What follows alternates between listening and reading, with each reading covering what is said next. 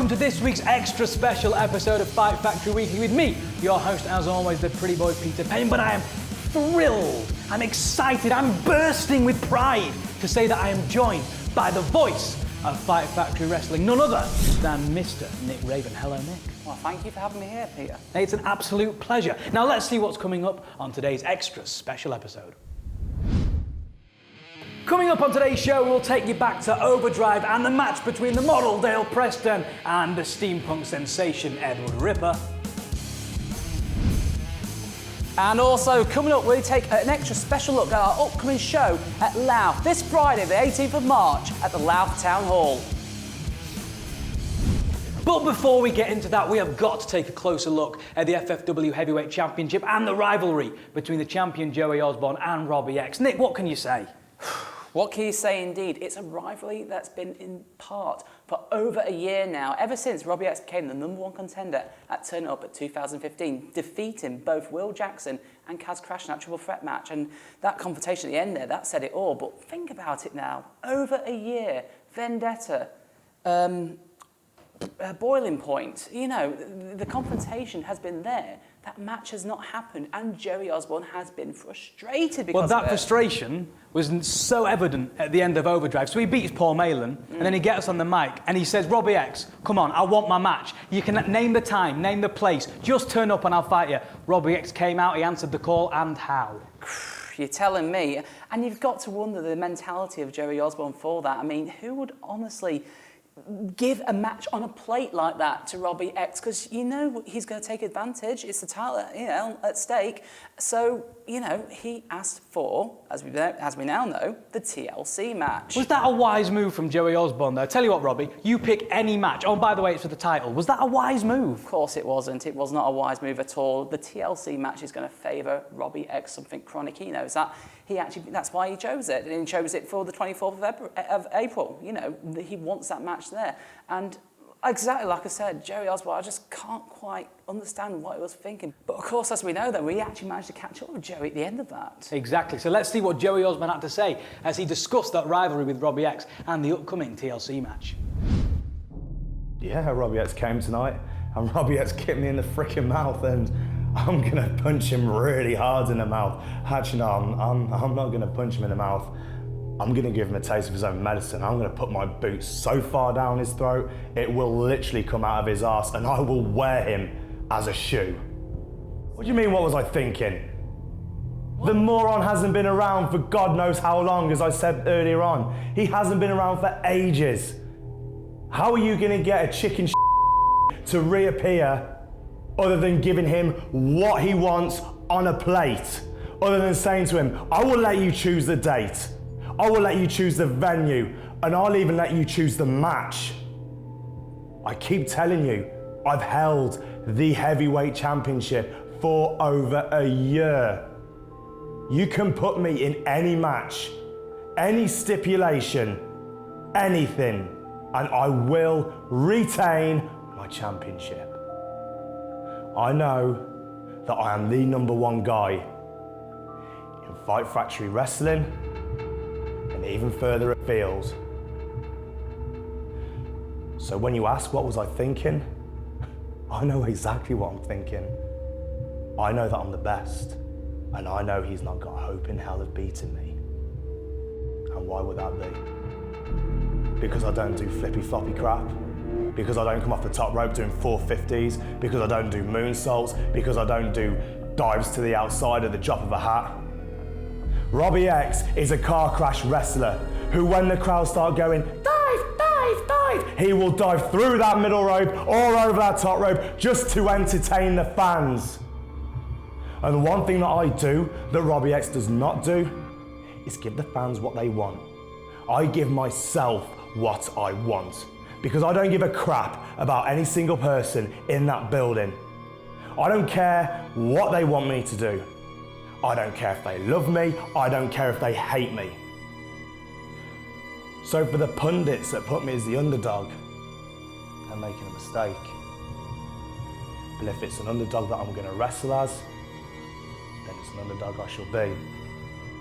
But it's just gonna off those pundits just as much as you are me off with these stupid questions about Robbie X, about how I do not stand a chance, about how I'm an underdog. I've been the champion for another year. And that is not gonna change. And as far as I'm concerned, this interview with you and in future, no more, done. Yourself and you, Fight Factory. Well, there we go. Joey Osborne using some choice words there for the FFW community. Nick, you can see why he's frustrated, though. Yeah, you can see why he's frustrated. You can see how frustrated he is as well. You were not part of that interview there. The body language says a lot, but the actual language itself, my God, it was blue as out. Too right. But you asked the question. You said, Joey Osborne, in a TLC match, are you the underdog? Do you think he is? Yeah.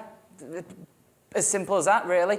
Yeah. You've got to think that TLC match, it's about jumping off fins, it's about keeping the crowd happy. Joey Osborne said that himself. He said that Robbie X, all he does is entertain the crowd by essentially jumping off things, jumping over the rope. But let's be fair, in a ladder match, a TLC match, that's exactly what you need to do. You need to climb the ladder. You need to use that high-flying offense to your advantage, and that's exactly what Robbie X is going to do. This is why he's so much the favourite going into this matchup.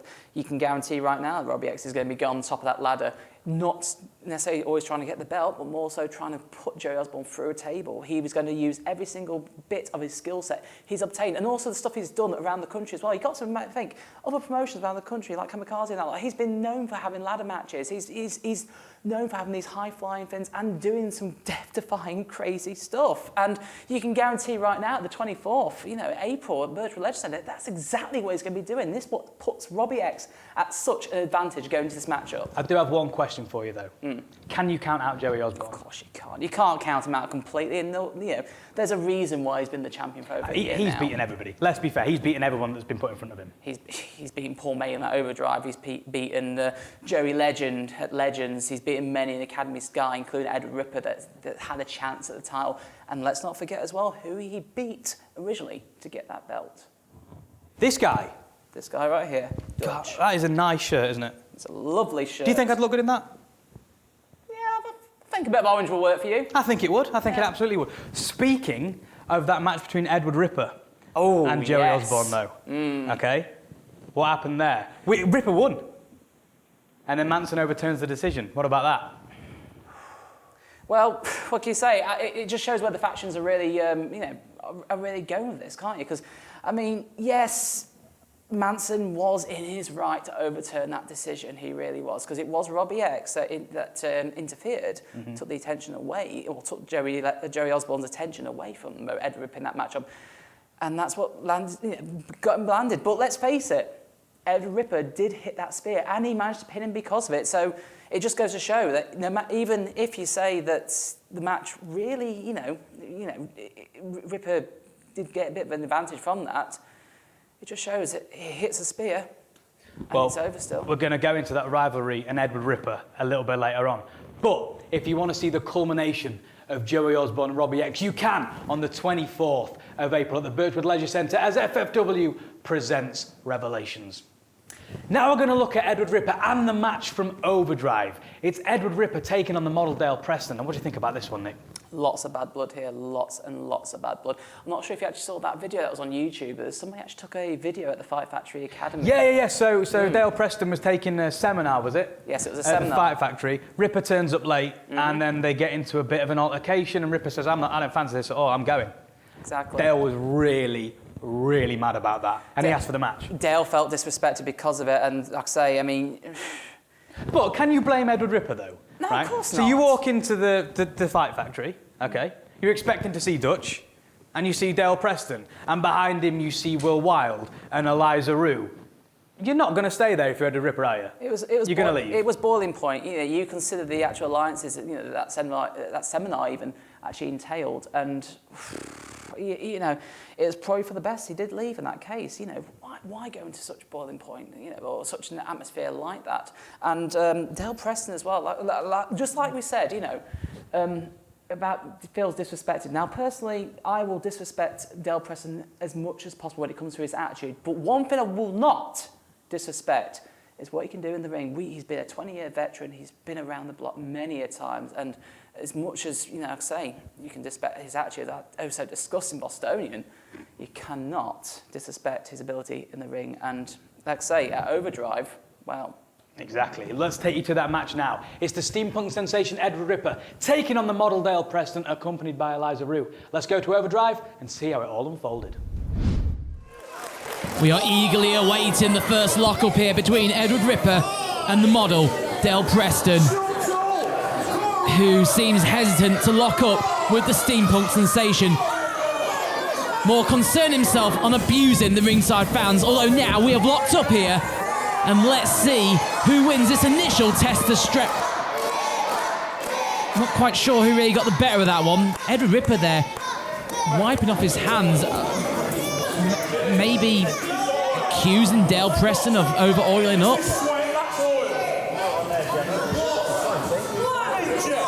And it's Dale Preston there who's actually saying that Edward Ripper has been over-oiled here. And as silly as it sounds, it is actually a trick that certain wrestlers in the past have used. Think of it this way. Think of it like in mixed martial arts, how you very rarely get a submission later on in the matchup because they're too sweaty, you can't quite lock it in. That's the exact same theory as with the over-oiling. However, we have locked up again. And now Dale Preston there saying he got caught in the eye or something.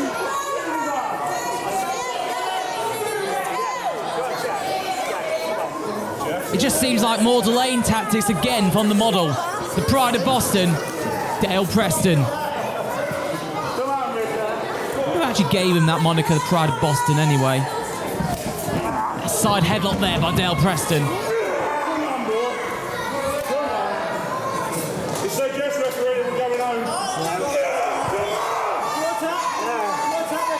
Arm there of Dale Preston tightly around the head or Edward Ripper, and I tell you one thing, I would not like to be in that position, that's for sure. The rope so managed to push out, and, well, irresistible force meets the immovable object, it would seem. Now Dale Preston, head of steam once again, and Edward Ripper is not moving.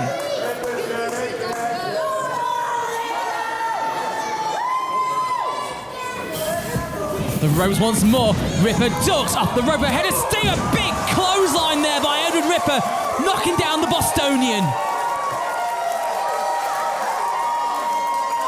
And look at that. Dale Preston's in shock.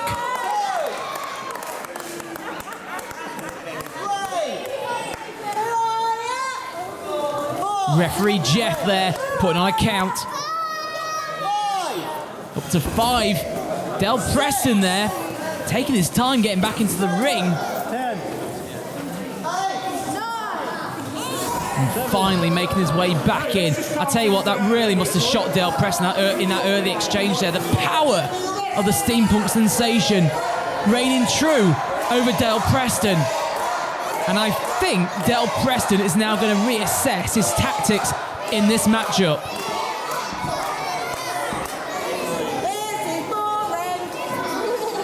Crowd there getting frustrated at the delaying tactics by Dale Preston.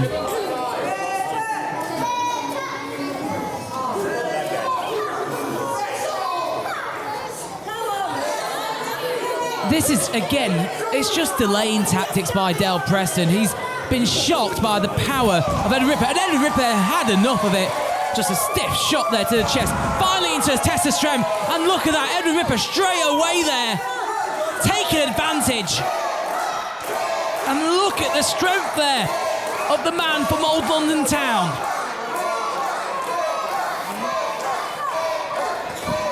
Now, still controlling the wrist, and just look at that though, whipping the arm round and taking down the huge Bostonian. Well, like he was just nothing at all. Dale Preston taking his time, favouring his arm that was just twisted off nearly by Edward Ripper.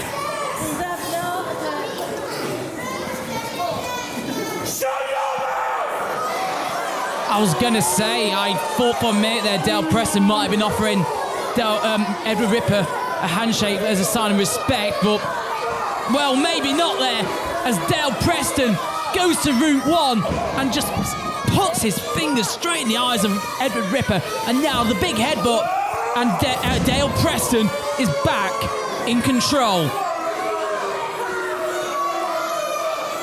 And keeping as well this matchup to his own pace. Stiff kick there to the ribs of Edward Ripper. And the crowd trying to G on Edward Ripper, if you will, as Dale Preston is stalking him. Taking his time, picking his shots, and another big clubbing forearm there over the back of Edward Ripper. Now back up to his feet. And look at that fist there. Nothing technical, just painful and methodical. And there, another fist right in between the eyes of the steampunk sensation.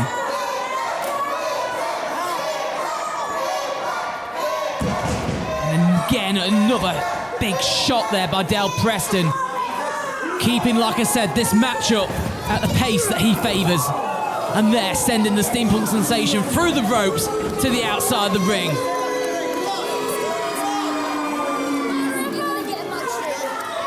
Look at that though, Dale Preston outside the ring as well. Once again, stalking Edward Ripper. And nothing good can come from the outside of the ring on this occasion. And Ripper struggling to get up to his feet there. But look at that there. Edward Ripper's head being driven into that table by Dale Preston.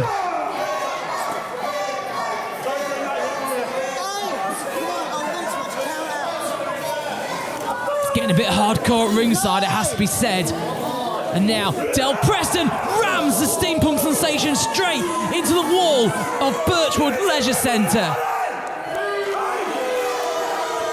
And again, Dale Preston just abusing the ringside crowd. That attitude of his absolutely stinks. Get him in there!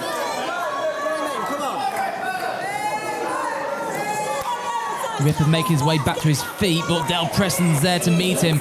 And again, another shot to the side of the head there of Edward Ripper by Dale Preston, as now takes him back. Oh God, not near the ring post, please. Dale Preston, head of steam, goes for a big shot there, but no, Edward Ripper manages to duck that strike, and Dale Preston just hit the steel ring post full on with his hand. Now, Edward Ripper again, look at, again, ramming that arm directly into that steel ring post, seeing the advantage now, seeing an opportunity even. And as Dale Preston has rolled back into the ring, you can just feel it, you can tell that the momentum has swiftly changed back into the favour of Edward Ripper, as again he's targeting the arm of Dale Preston. Look at that, measuring Dale Preston there. Big elbow drop by Edward Ripper. Hook of the leg, covers two. Ooh, that was close. Big elbow drop again there by Edward Ripper. Looking to rinse and repeat maybe. Hook of the leg again, 2, 3. Oh, again, only a 2 count, but that again, so close.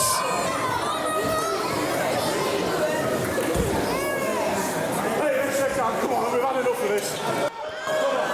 Dale Preston there, once again offering the handshake. Surely Edward Ripper can't fall for this after that instant early on where he basically took advantage and just raked the eyes of the steampunk sensation. The crowd tell him don't fall for it. And Dale Preston desperately trying to convince Edward Ripper it's the right thing to do, shaking Jeff the ref's hand. Poor guy. But I guess he didn't want to shake hands after all. But there we go, once again, a cheap shot there by Dale Preston. Taking advantage of Edward Ripper's good nature, if you will. Now, headmare over Dale Preston with a diving headbutt there. And once again, the momentum has swiftly changed in favour of the Bostonian as a lateral press there. Only gets a 2 count on Edward Ripper. Dale Preston arguing with Jeff there, saying it should have been a 3 count. Now, Dale Preston drapes Edward Ripper on that second rope. And look at that though, just pulls the referee away. And Eliza Rue is now choking Edward Ripper on that second rope, and that cannot feel good on Edward Ripper's part. And now Eliza literally just walking off like nothing happened at all. I'm trying to help him up. It's not my fault he's not in condition. Well, listen to that there, Dale Preston continuously mocking Edward Ripper. And again, drawing the referee away again as Eliza Rue, for the second time now, is choking Edward Ripper.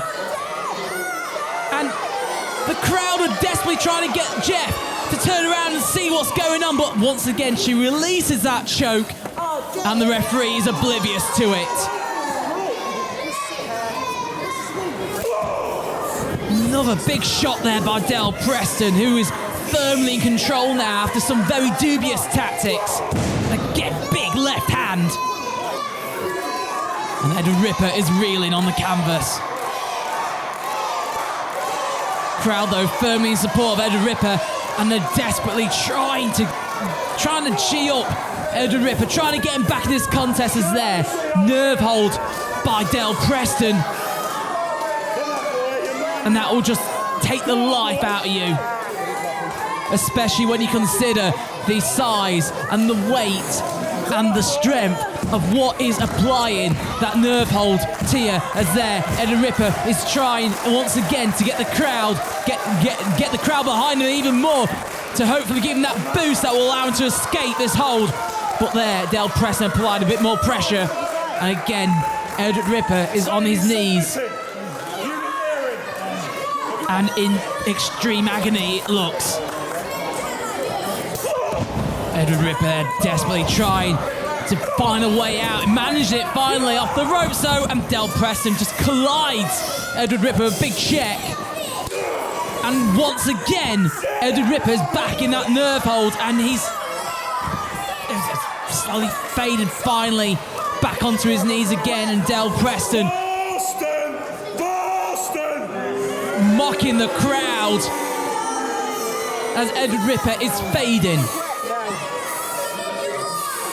Come on, boy. And you can see there, you can see Jeff continuously asking Ripper, does he want to give it in? Does he want to give it up? And somehow I do not believe that Ripper will do that, as again he's trying to find his way out of that nerve hold. Manages it again, breaks away off the ropes, ducks a big clothesline there, but Ripper sends the model reeling. Big shoulder check again. The model is reeling. The model is unstable on his feet as once more. Oh, look at that. Ripper was looking there for the spear, but Dale Preston, wise to it, managing to roll out the ring as soon as he got his bearings. So Ripper was really measuring him there. He really was looking for that right opportunity, and I do honestly believe that the spear will take down the Bostonian and will allow Ripper the pinfall attempt. It's taken down Joey Osborne before in the past. I'm fairly sure it will take down Dale if, and I do mean if, he manages to catch Dale with it full on. You don't want to be doing this.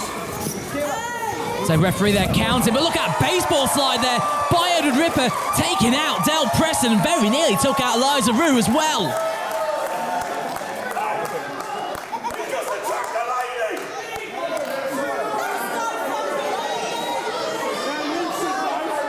Listen to Dale there, trying to act all chivalrous and complaining that he was going to attack Eliza Rue.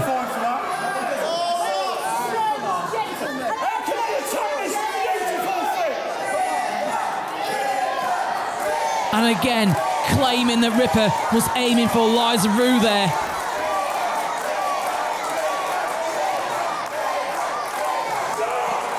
Seems strange that all of a sudden Dale Preston would be the gentleman. I can only believe it is more delaying tactics so he can probably get his win back. Are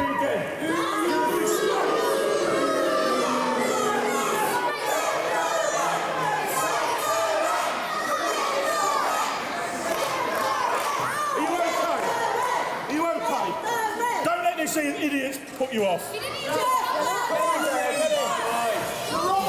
Dale Preston finally making his way back into the ring.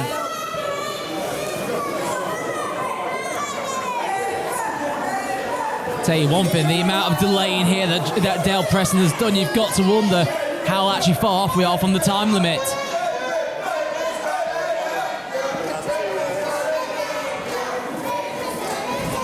Going again for the test of strength, Dale Preston, even though that didn't exactly work first time, and knowing that, kicks him straight in the stomach, and now, big headbutt there. Dropping headbutt, if you will, by Dale Preston. And now, once again, the referee admonishing Dale Preston as, look, you can hear it in the background. Yes, it is. Eliza Rue once again choking. Edward Ripper now on the bottom rope right near that corner. And you can see in her face, she's loving every single second of it. It's almost like she was getting some sort of sick, perverse satisfaction from choking the steampunk sensation.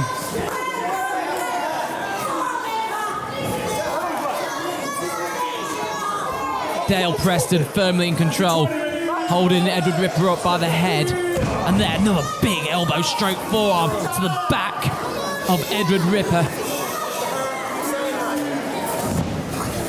Dale Preston going for a headmare again. Edward Ripper trying to fight it. But look at that. Dale Preston, a big head of steam there, and sent on over Edward Ripper, and the whole weight of that Bostonian just came crushing down on the ribs of Edward Ripper, and this could well be it. Surely all Dale Preston needs to do now is just cover Edward Ripper and wait for the referee to count to 3. Slowly make his way over, and with a nonchalant cover, Dale Preston has no, he has not! Edward Ripper there with a kick out. And you've got to believe that was purely on instinct. I mean, I can't believe he could kick out after all that weight came crushed down his ribs. I really can't. Another left-hand shot there by Dale Preston. To his credit, he's back on task very quickly after that. Whipped into the corner now. Dale Preston coming for a finish. Oh, God, no. Dale Preston's built up a head of steam. No, please, God, no. Edward Ripper there, managing to move out of the way. Big splash by Edward Ripper there. Avalanche-style splash into the corner. Round 2, here it is. Cartwheel back elbow. Once again, opposite corner. Third time now. Through once more, goes for the avalanche again, but Dale Preston getting the boot up. No contest because it has exceeded the time limit. This match is a draw. And I had a feeling about that earlier on. I wondered how far into the time limit we got. Draws in my matches, boy. You've rung that bell. I was just about to pin him then. You've done this on purpose. Really? Yes, really. So, why don't you get your little ass back there, go speak to the silly woman who's meant to be in charge, and get another 5 minutes to get this match finished. God, the disrespect there, Dale Preston just threatening Peter Payne. And now Peter Payne is... Well, I think Peter Payne just walked into Manson. This match has an extra 5 minutes, apparently. 1 second. Yeah, I've just been told as well it was Shane Manson. Literally just popped his head out even though the camera didn't quite see it, and said, yes, there's 5 more minutes on this matchup. Now you tell me, how fair is that with being Shane the Man Manson with his collusional activities with Dale Preston? I really am suspecting that a screw job is going to happen here tonight at Overdrive. As no, look at that, Edward Ripper there turning the tables and now driving the head of Dale Preston into the turnbuckles. And 3 in a row there, looking for number 4. That's Dazed Dale. Now Edward Ripper again, look if that's measuring Dale Preston, look for that spear once more. But no, look at that, Eliza Rue there, just grabbed hold of the ankle. And that was enough to stop Edward Ripper from hitting that spear. And right in front of the referee as well. I told you a screw job, I knew it was going to happen. As there, Eliza Rue just holding Edward Ripper, but Edward Ripper moved out of the way. and Eliza Rue must be thankful for Eliza. But look at that dropkick, and Del Preston just collides with Eliza Rue, and Eliza Rue is out on the floor. And Del Preston there out, and Jeff as well out to check on Eliza Rue. But out of nowhere, that's DDI. Where did he come from? That's the red alert slap. Where did he come from? And now out just as quickly as he came in, and Manson's at ringside, and Eliza and DDI and no, please God, no. It can't end like this, surely. Lateral press, 2, no. I can't believe it. That stinks something chronic. Ladies and gentlemen, the winner of this match, the model, Dale Preston. This was just a screw job through and through. Look at that unholy trio there. Del Preston, Eliza Rue, DDI, Manson still at ringside as well.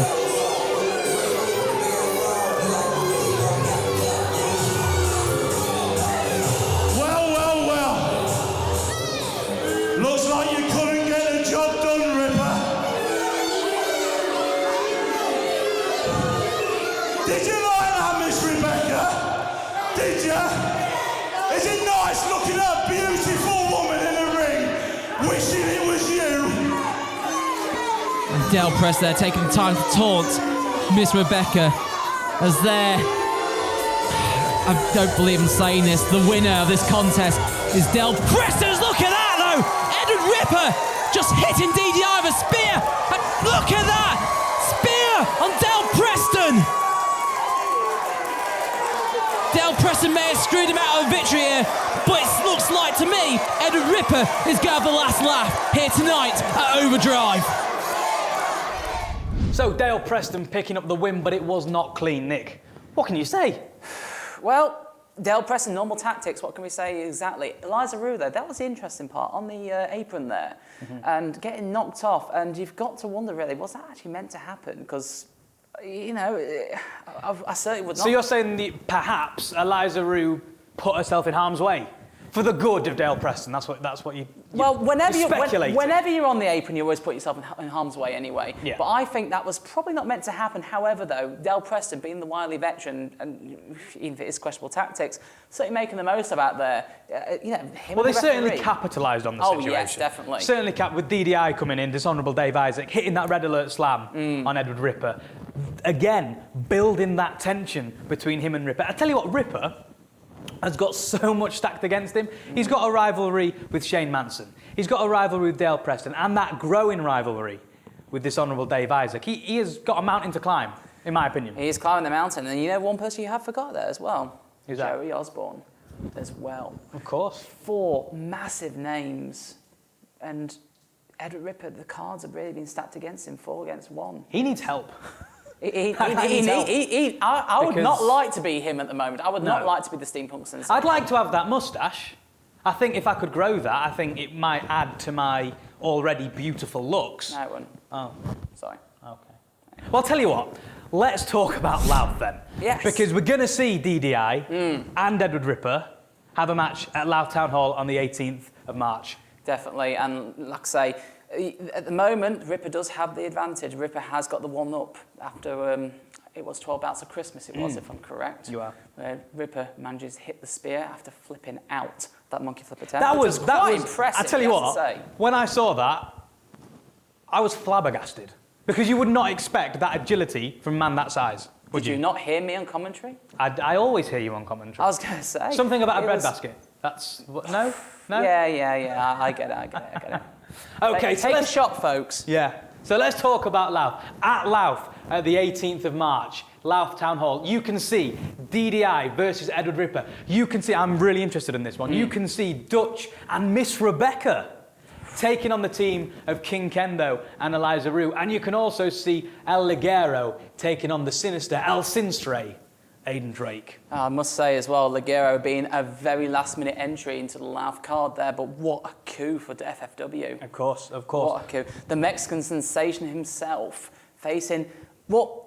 And I'll tell you one thing right now, he has mentioned it before in interviews where he feels like he's become the gatekeeper of FFW, and I can kind of understand that now, because you've got to think, Aiden Drake, this Friday, March 18th in Louth, he's against El Ligero. Last match he had at 12 bouts of Christmas, I believe it was Johnny Storm, the Wonder Kid himself. Don't forget Battle Cat at Overdrive. Yeah, Battle Cat, Ricky Knight Jr. Aiden Drake also, the amazing Matt Myers. Yeah, yeah. You know, He's facing some big names. He is facing some big names, and also as well coming out of that victory against Ricky Knight Jr. You know, Just starting to get the job done, isn't he? That's going to be really interesting. But I tell you what, this one I can't wait for. Tommy Ryder versus Robbie X. What about that? Friend and friend. It's kind of a mentor-student situation, isn't it? Student and mentor, that's exactly what I was going to say. Both with styles, I think Tommy Ryder's, you know, they have got similar styles. Tommy Ryder more in the making, definitely, but therefore that's why he's the Academy champion. But it's one of those matches where... I'll tell you what is interesting, though.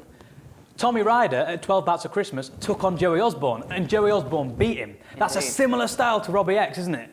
Similar, but you've got to remember, though, that Tommy Ryder and Robbie X have got a huge experience difference there. So, of course. Whilst you could relate, I think it's slightly unfair to say that. But it is, I do admit, though, it is a very interesting fact when you think about it. Because, like I say, Joey Osborne and Tommy Ryder, and, you know, it's... One question, though. Tommy Ryder, Robbie X. Who wins? It's a tricky one, it really is. I mean, my gut is always going to say Robbie X in these kind of situations just because he overcomes his own odds. But talk of overcoming odds, you think Tommy Ryder, what he's accomplished. But I might give the edge to Ryder on this one. Really? Because Robbie X has got to have one eye on that FFW Heavyweight Championship.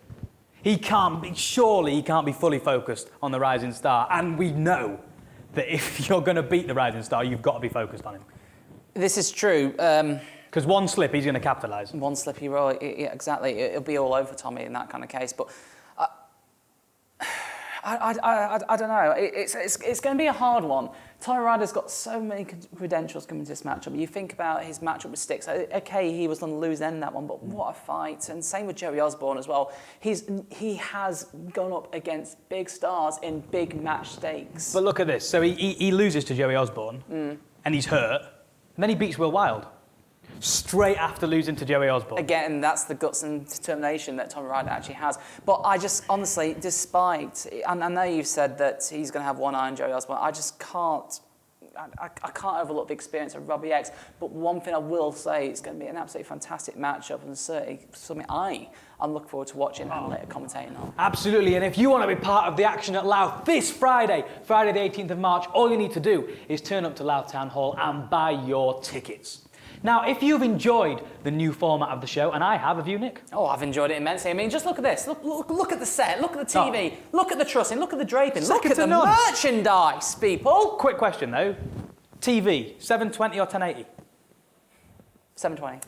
720. We can't Budget. have anything. But you are right. We do have some fantastic merch. Look at the merchandise. Lincoln Fight Factory Wrestling t-shirts, Fight Factory Wrestling hoodie, Dutch merchandise. King of the Shield himself. How is it I'm feeling like I'm on QVC at the moment? I mean, because we're selling stuff, we're selling merchandise. Speaking of, don't you think that Dutch would do well to bring out a line in bald wigs? Think about it. He could sell them at all the shows. We could wear them. I could present weekly in them. We could go out on Halloween wearing bald wigs and that T-shirt and orange spandex, and we could, you know, do moves on people and no? No. Let's not. Okay, no. let's move on swiftly. But if you have enjoyed the format, we're going to run this monthly. And what we encourage you to do, we encourage you to go on social media. That's Facebook, Twitter, Snapchat, YouTube. Type in Links Wrestling or FF Wrestling and talk to us. Ask us questions and we can talk about it on the monthly runs of this show. For example, you can ask us anything. You can ask us anything wrestling related. You can find out what time Nick Raven goes to bed, what kind of toothpaste he uses. Has he got a dog? Have you got a dog? No, I don't have a dog. Okay, don't ask that question because we've covered that. But you can ask us anything, and on next month, we can show you the answers. We can talk, we can discuss, we can have some discourse. That's what we can do, isn't it? Definitely, definitely. Oh, and the question about time to go to bed, I don't sleep very well. He doesn't sleep. No, I don't sleep very well, people. What does I that really say don't. about this man? He doesn't sleep. I don't sleep. I just drink lots of caffeine. I'm an addict.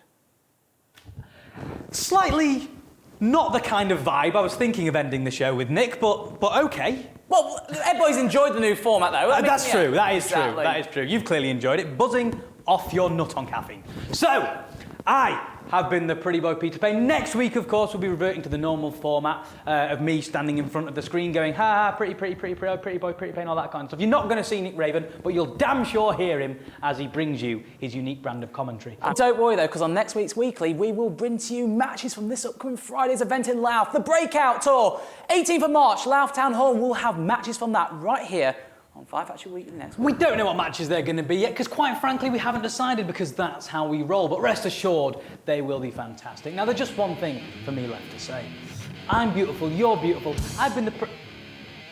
No, actually, that's not fair. Because there's two of us presenting this. I can't just have a catchphrase. You've got to have one. So, on you go. Your catchphrase. You got one? How about, I love wearing black? I love caffeine? I am the male Rapunzel, climb up my rope of hair, Prince at the bottom on your horse.